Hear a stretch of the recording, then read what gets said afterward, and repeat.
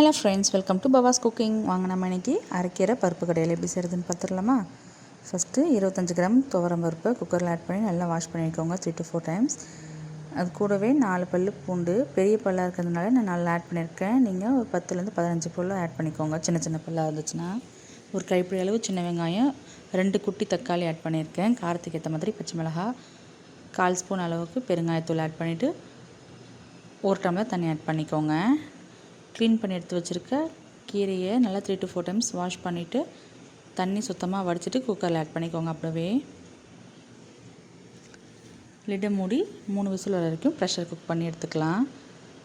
Pressure release ஆனதுக்கப்புறமா open பண்ணிவிட்டு இந்த குழம்புக்கு தேவையான அளவு உப்பு ஆட் பண்ணிக்கோங்க. பருப்பு கடையிற மற்ற வச்சு நல்லா கடைஞ்சி எடுத்துக்கோங்க. நல்லா இந்த அளவுக்கு கடைஞ்சதுக்கப்புறமா இதுக்கு ஒரு தாளிப்பு கொடுத்துடலாம். சின்ன நெல்லிக்காய் சைஸ் அளவு புளி ஊற வச்சுருந்தேன், அதை கரைச்சி இதில் ஆட் பண்ணிக்கோங்க. ஸ்டவ் ஆன் பண்ணி கடாயை வச்சுக்கோங்க.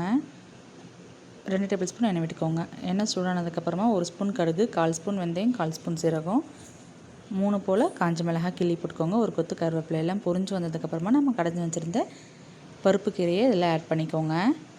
ஆட் பண்ணி நல்லா மிக்ஸ் பண்ணிக்கலாம். லைட்டாக அந்த அளவுக்கு கொதி வந்ததுக்கப்புறமா ஒரு மிக்ஸ் பண்ணிவிட்டு ஸ்டவ் ஆஃப் பண்ணிடலாம். இது சூடான சாப்பாட்டில் நெய் ஊற்றி சாப்பிடும்போது சூப்பராக இருக்கும். இது கூட அப்பளம், உருளைக்கிழங்கு வறுவல்லாம் வச்சு சாப்பிடும்போது சூப்பரான காம்பினேஷனாக இருக்கும். நீங்களும் கிட்ஸுக்கு இந்த மாதிரி லஞ்ச் பாக்ஸுக்கு பேக் பண்ணி கொடுக்கலாம். இதே மாதிரி நீங்களும் ட்ரை பண்ணி பாருங்கள். ட்ரை பண்ணி பார்த்துட்டு எப்படி வந்துச்சுன்றதை கமெண்ட்ஸில் சொல்லுங்கள். இந்த வீடியோ பிடிச்சிருந்துச்சுன்னா லைக் பண்ணுங்கள், ஷேர் பண்ணுங்கள், கமெண்ட் பண்ணுங்கள். மறக்காமல் சப்ஸ்கிரைப் பண்ணிக்கோங்க. தேங்க்ஸ் ஃபார் வாட்சிங்.